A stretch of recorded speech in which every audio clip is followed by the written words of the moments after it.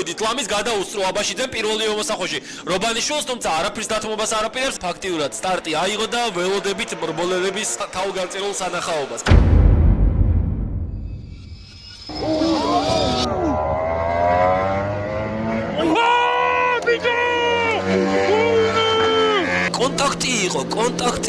კონტაქტი გიორგი აბაშიძესა და ელიერ შიხიევს შორის.